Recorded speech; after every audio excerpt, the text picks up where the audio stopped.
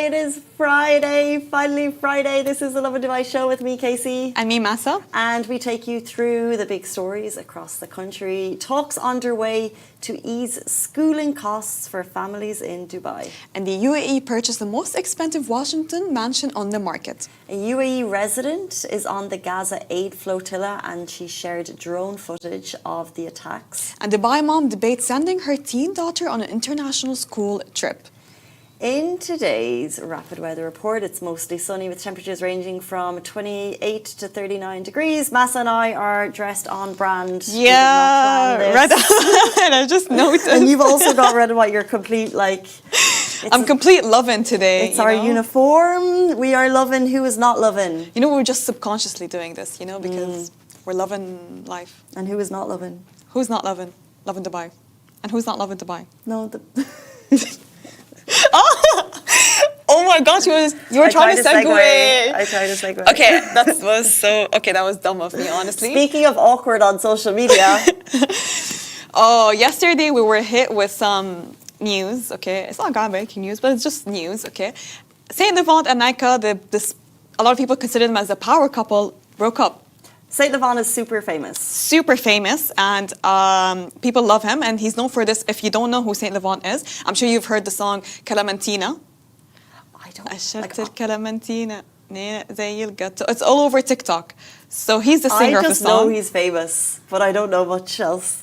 And I know he did a collaboration with Huda Beauty. Yes, for the song in Clementina, it was to raise basically some charity money for Gaza. Right. So we love him. We love him, yes. We love him. We don't know him, but we love his cause. Yeah, we love his cause. He talks about Palestine all the time.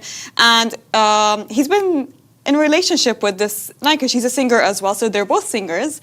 And people love them together. They keep photographing them like this. They keep posting pictures like this. She's very beautiful. She's very nice. Her songs are good. So they're like power couple who started from nothing and then grew into fame together. And they do separate music. They don't do it together. But she is featured in a lot of his music videos. Yeah. And this is what makes it super awkward. Now they broke up. But he recently released some songs, and she was part of the music videos. And most of his songs, she's part of it. Why is that awkward? Because now they've broken up, you know? But like, how cool to make not for future relations, because the next girlfriend will be like, who that? Let's talk about that. But for that moment in life, like the music videos that I watched when I was growing up, it was always so staged and they're always so promotional in a way. They don't feel very real. But if you're including the girlfriend, if you're including, you're making it real. You're giving people something to watch. True. You're giving us something to talk about. You're giving us something exactly to talk about. And they announced it on Instagram, by the way. They posted a story where they said, we still both hold a lot of respect for each other, but we decided to part ways. Did they announce the breakup? They announced the breakup separately. So on her Instagram and his Instagram, and people are so heartbroken. You're like, they're a power couple, the most beautiful couple, the hottest couple, they've broken up. But this is the thing, you know. If you're a celebrity, you're a singer, you're an artist, you're, I don't know, an actor, okay, would you publicize your relationship that much where you have people talking or where you have to have the announcement like that on social media? I think it makes sense that they announced it because everyone knows they're together, and then you can't go to the next red carpet, and then you'll have all of the internet sleuths being like, they haven't been seen together for 7 months. They unfollowed each other. She's not wearing his ring. Yeah. All of that. So it makes sense that they announced it. Would it totally depends. It's easier to wait till the marriage to announce a relationship because we've all been there. The deleting the photos. And the awkwardness. Hey, we're broken up. You know, it's so awkward. And just like how Sabrina Carpenter, when she broke up with her boyfriend, she used him in one of his music videos. Barry Keoghan. Yeah. Irish man. You know what was so embarrassing? There are speculations that he cheated on her. Okay, it's still not confirmed. Yeah. What was so like awkward is that the music video that she used him in is please, please, please don't prove them right, okay? We got proven. And got proven right. I don't know about that. Like she kind of manifested it. I thought that relationship was a social media thing. Yeah, you think so? Yeah, I think it was both kind of very cool, kind of alternative.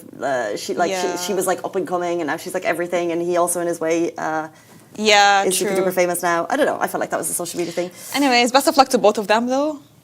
They're on. I think they're well. What are you not saying? I'm saying I think like best of luck to both of them, basically. Yeah, they'll be absolutely fine. They'll be absolutely fine. Yes. And yeah, maybe if the internet commented less, they'd have less to do, but they wouldn't have had to do that. Anyway, let's jump into our top story of your Friday morning in Dubai. It's good news. Because there are talks underway to ease schooling costs for families. So discussions began regarding new initiatives to make life more affordable for families with a focus on two key expenses, housing and education. So speaking at the Mohammed bin Rashid Leadership Forum, Aisha Abdullah Miran, Director General of Dubai's KHDA, acknowledged growing concerns shared on social media about rising school fees. In response, the plan involves offering affordable education in exchange for lower land and building rents, reviewing school costs and operations, and providing cheaper housing for teachers to attract top talent. Moran emphasised that the goal is clear: reduce education costs without compromising on quality, strengthening Dubai's position as a global hub for world-class education. These initiatives are closely aligned with the vision of His Highness Sheikh Mohammed bin Rashid Al Maktoum to make Dubai the best city in the world to live, work and raise a family. I think that will be music to the ears. Yes. Nothing confirmed yet, of course. It's just comments made at a recent session. However, I think it's been a bit of a talk topic over the last couple of weeks. Yes, we covered the story of Heli. She's a mum here in Dubai, and she has 3 kids in school here. And we spoke about this. She tallied up the cost, and it was going to be close to 1 million dirhams for that education for one child. And I think when you look at it, when you zoom out and look at like that massive bulk of money, I think it would be it is nice for parents to look at the possibility that there's being a review done on price of education here. Yes, and looking at the comments under this post also, like a lot of people are very happy to hear about this news, that there are talks underway or they're considering. A lot of people mentioned that what other country do you have where people actually listen to what people are saying on social media and taking it into consideration? You don't have it anywhere else. So what a privilege it is to live in a country that listens. So it started with a woman that said, okay, it might cost up to 1 million. They took it into consideration. They heard it somewhere. Aisha was like, you know what? We need to discuss it in this form. So it's nice to see that people are acknowledging that we're praising this country. We're thanking them. This is recognizing our concerns. But yeah, agreed. But no, it's. I think a lot of people are happy, and lots of shares, if you noticed, also. Lots of shares. Lots of shares. So, would you rather have like more flexible plans for the parents, or just decrease, like installments, maybe, or pay at one go? I think they have. I think if I was a parent, I would have a credit card that gives me lots of points, and I would put the education on the credit card. Yeah. And then, you know, even if my kids have to go to school, I can fly business class. If I have more money, I think there's a couple of options that allow you to do it in installments, even if the school doesn't. There are, I can't remember the names of them, but there are installment options. Yeah. Which would make sense. And I know some schools also offer discounts if you have a sibling in school with you. So if there are two siblings, they have discounts as well. And that's one of the big benefits of being a teacher here, is you get a huge discount if your kids go to that school. So I think that's one of the big pros of teaching. Sure. Along with the fact that you get to shape young lives. Let's move into our next story. A UAE resident is currently on the Gaza aid flotilla, and she shared footage of the drone attacks. Behind me you can see Dr. Zahira Sumar, a mother of 3, and she shared videos and harrowing details after several Gaza-bound freedom flotillas came under attack by Israeli drones. Zahira set sail on September 14th alongside hundreds of others in an attempt to deliver humanitarian aid to Gaza. Last night, more than a dozen explosions were reported and harmful objects were dropped on at least 11 flotillas. Despite these threats and intimidation, including warnings from authorities to sink the boats, the mission continues to set sail for Palestine. And the flotilla organizers shared this message. This intimidation tactics come on the very day UN member states are calling for stronger action against Israel's genocide. The massive resources poured into stopping a humanitarian mission only highlight the malicious intent to keep the Palestinian people starved. I want to give you a bit of a background as to what's going on currently with these aid flotillas and what we know so far. So according to PBS.com, Since this has happened, Spain and Italy are sending Navy ships to where the boats carrying these activists who are trying to break Israel's blockade of Gaza. So there is some, I guess, support there. The flotilla is made up of 52 small vessels. There's activists from dozens of countries, and they're carrying symbolic amount of humanitarian aid, mainly food and medicine, for Palestinians who don't have access to these supplies. And also, I feel like if more people want to know about the experience of people that were on the flotillas, he's an activist, Yusuf Omar. He basically documents his experience and he posted it on YouTube and Instagram. So if you want to see how the experience was like and what happened, you can also watch it on Yusuf Omar's page. Yeah, and I think these flotillas are doing a really good job of bringing further attention to the plight of all Palestinians. This is actually the largest attempt at the moment to break the blockade of the Gaza Strip. And Israel is saying the blockade is needed to prevent Hamas from importing arms. However, majority of critics consider this collective punishment. It is collective This is a Sharjah mum, by the way. She's a mum of 3. Her name's Dr. God bless her. Exactly. And they were attacked by drones 2 nights ago. And luckily there was no injuries, but there's 52 small vessels trying to bring medicine to people who need it. They were attacked. And I see it as a threat. It's heartbreaking to see people that are holding humanitarians and aid to people seen as a threat. So this just goes to show that it is, and it's confronted as a collective punishment. So innocent people, a mother of, just like her, a mother of 3 children that's leaving her 3 kids behind, putting herself in danger just to give aid to people in Gaza, is seen as a threat. It's also a massive awareness piece that while we said that there's a symbolic amount of aid on the ships, it also ensures that the world continues to pay attention. So thank you to every single person who's on those boats and doing this incredible work. It's so important that we continue to talk about Gaza. And just like how one of the biggest activists and one of the biggest speakers said, like right now, the situation, your moral compass is being tested. So how you do it, how you discuss it, how you publicly talk about the situation, this is where you're being tested. This is how the history is being written. So it's a really big thing, but multiple flotillas are going on, and there are a lot of coverage online, and I hope they stay safe. I hope they come back safe, but their efforts is being recognized, and I hope she comes back safely. That's Dr. Zahira Zumar, and you can see stories directly on her page as well. Let's jump into our next story. We're talking about expensive houses in the US. So the UAE purchased the most expensive Washington mansion on the market. The UAE has just made headlines in the US property market. So according to the Wall Street Journal, the government purchased a 21,000 square foot estate in McLean, Virginia for $27.5 million. And that's about 100.9 million dirhams. So the sale isn't just big, it's the most expensive home sale recorded in the Washington area so far in 2025.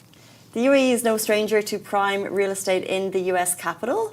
Reports show how the government already owns at least 21 properties in Washington, D.C. There's a collective value there of about $200 million. The latest purchase highlights the UAE's continued investment in high-profile, strategically located properties abroad. I have to ask you, Masa, I just want to go back. So that's 100 million dirham. You can see this house right here. Dirham, yes. Okay. I want to show you a 100 million dirham home on the Palm Jumeirah in Dubai, and I need to change my Beirut settings from 60,000 dirham. I'm gonna flip it from rent to Dream buy. big, you know. 1 bed to whatever beds it'll give me. So I just want to ask you, if you had 100 million dirham, would you go for this type of Washington pad you can see behind me? Or are you looking more You feel isolated in the woods. I like it, though. It just has a nice vibe to it. Anyways, yeah. Or, okay, I've got one here. 127 million for this one. Is that 120 million? I don't know. Where is this? We've gone to the Palm because we think that's where... Ooh, look at this one. Oh, wow. I've actually seen this before because I spent some time perusing Palm properties. Oh, my God. I like the outer area, the front yard, more than the indoor. Okay. I want to show you the front so we can really... Okay. 136 million. House on the beach. Casey's going to clean her screen for these types of exercises.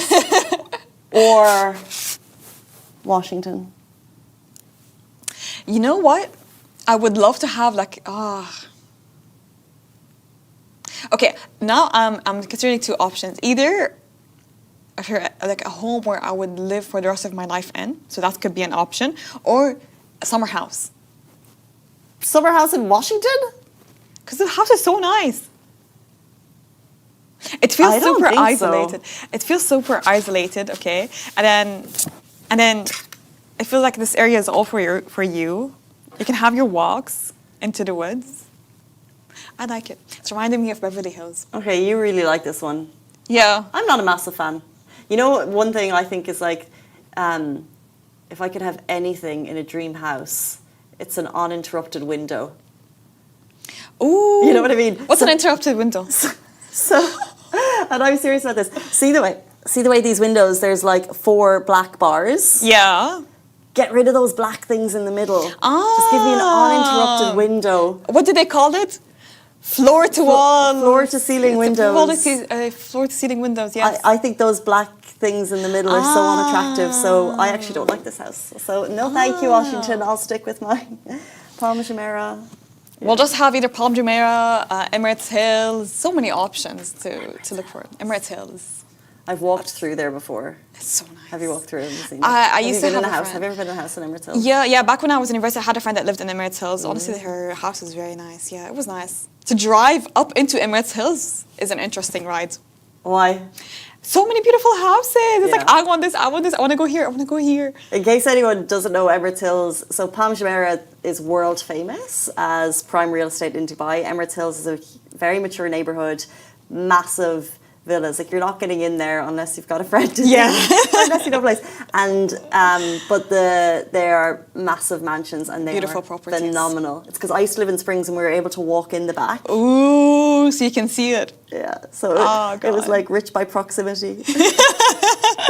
But they were phenomenal. Very huge, very big, and they're not, you know, a lot of communities, they tend to have like the same type of housing and same type of, same looking villas. Like, you know, phase 1, for example, has a similarity, Exactly. like blue, and then phase 2 has white, for example. Yeah. But no, Completely for them, it's different. completely different. Every house is unique. Yeah. And this is what makes it so nice. And so no cookie cutter, it's all different. And yeah, I think that's where I'd like to live. Okay, let's jump into another story about school in Dubai. And this is causing a bit of debate online, so we would love your thoughts on it. Nina Ali, the elegant, the beautiful Nina Ali of Real Housewives of Dubai Season 1 fame, just showed she's like every other mom with the latest post on social media. It's school trip season and her daughter's school has proposed a trip to Italy.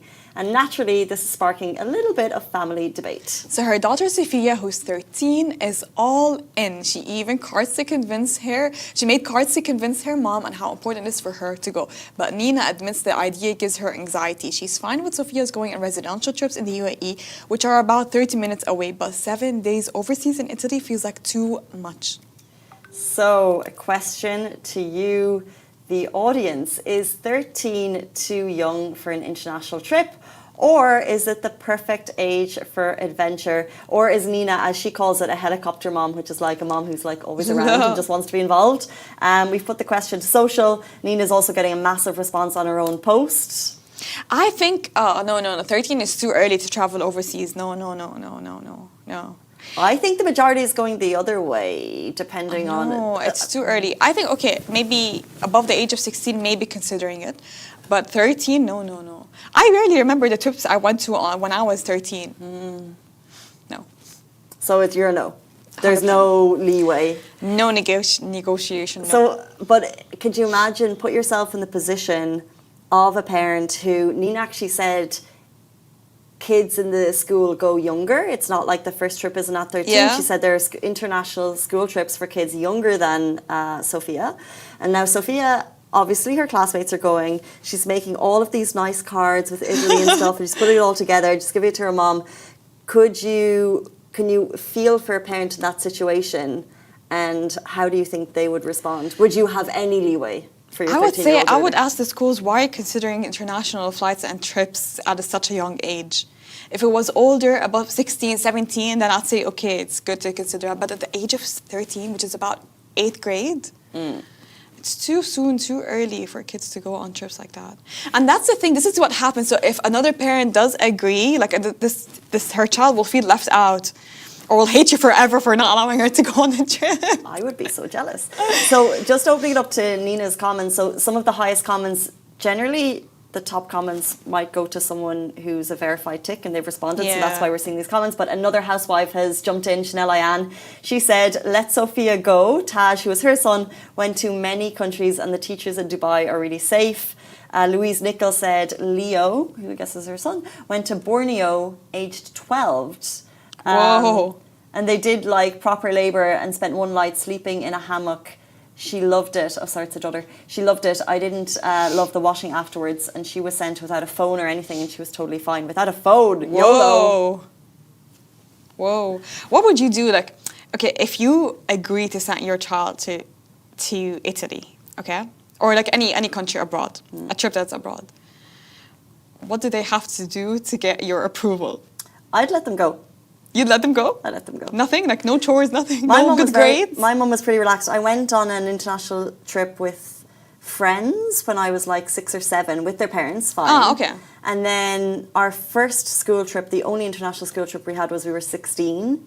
I think like it's nice to debate forward and back and probably recognizing what a massive privilege it is Yeah. for a 13-year-old to be able to go on an international school trip because I 100%. imagine it's very pricey. So there's that element of like, yeah, okay, you need to do a summer job to pay for it. Yeah. But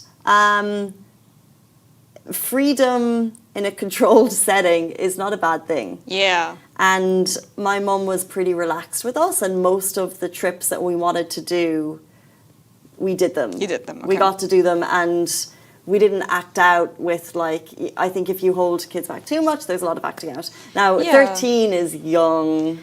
13 is young for the school to allow it. Yeah, So that's the I thing. think like 15, 16, 17, okay. But I nearly wish that the pressure wasn't on the parent to have to make this decision because 13 is quite young. Exactly, and having to make having your kid to look at other children and their parents saying yes and approving, it's not a nice feeling. That's the thing. The first international trip that was introduced to me when I was at school, I was 17, and it was to France. And the thing is, my mom agreed, my dad didn't agree. My mom agreed, okay, but it was so pricey. It was so expensive for just one person. And this is where it comes into question. Is like, I know when it's school trips, when it's group trips, especially that's related to school, they're supposed to be a little bit more affordable. Yes. Yeah, and this is where the issue happened. Like a lot of people did not agree because of the price. But maybe 17 is the appropriate age, but 13, I think it's too young. And having to introduce it because you have levels of strictness, you have levels of values and beliefs and things that parents do. So I think it's too early to introduce it. And if you say no, your child will hate you forever. That's what's going to happen. Yeah, true. So back to the school. Airway Dentist Dubai, our school is taking 10-year-olds. Whoa. God. I will not send my 10-year-old child on a trip, no.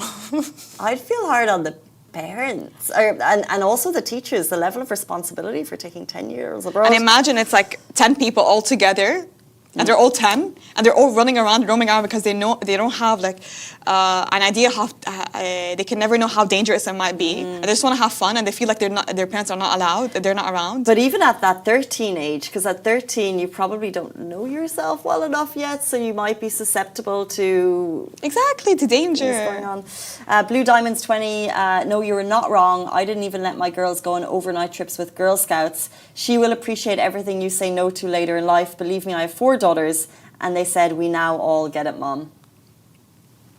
Yeah, I think when we get older, we get it. You know, we I got understand it, it when we yeah. get older. At what age did you start to understand it? After I graduated uni.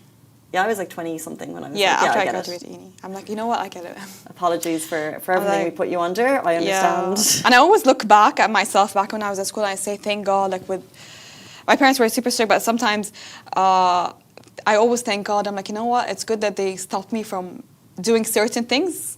Or maybe even if I put myself in situations, I feel like I was protected from God because of my mom's prayers. Oh. Like, I avoided so many situations or being put in a specific situation that could be harmful to myself. So now I realize it. So I'll publicly thank my mother for that, you know. No, it's so true. And I think like Nina is strong to bring this conversation forward. Yeah. She calls herself a helicopter mum, but at the end of the day, she's just concerned. And regardless She's a of the concern outcome, for us. I don't know if Sophia's going to get to go on this trip, but she will thank her mom later She for her will. love. That is the end. What a lovely note to Yeah. end the show on. It is Friday, which means it's time to start your weekend. We'll see you back here on Monday morning. Thank you, Massa. Thank you, Casey. Have a beautiful weekend. Bye-bye.